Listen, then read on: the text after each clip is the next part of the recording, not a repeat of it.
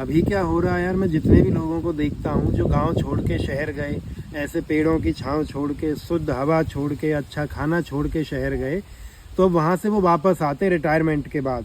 कुछ एक लोग आते हैं, कुछ वहीं बस जाते हैं। जो आते हैं वो यही कह के कि नहीं यार अब गाँव चलेंगे। तो अब गाँव में तुम्हारे लिए बचा क्या है?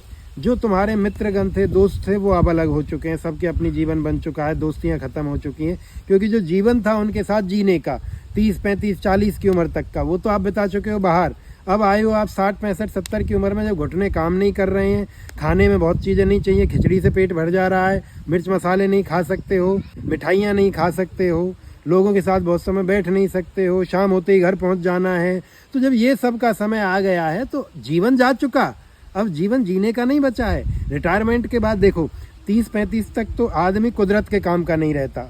उसके बाद 60, 65 के बाद वो समाज के काम का, यानी मतलब देश के काम का नहीं रहता, नौकरी बिजनेस उस सब से। जब आप किसी के काम के नहीं बचे हो, फिर जीवन भी बहुत नहीं बचा है। यानी अब आप जी नहीं सकते हो, बस अब काट रहे हो। आप अपना यूज ढूंढ रहे हो पूरे समाज में, दुनिया में, कि कहीं कुछ भी मिल जाए। तो कोई फ़ायदा नहीं है भैया। सच आप कह सकते हो कि नहीं पैसा तो शहर में है, ये है, वो छोड़ देंगे तो गांव में पैसा नहीं है, अपॉर्चुनिटी नहीं है। जाओ अपॉर्चुनिटी ले लो। 20, 30 साल उन शहरों में, वो ना सुबह की धूप दिखेगी ना शाम होती दिखेगी, वो करो फिर।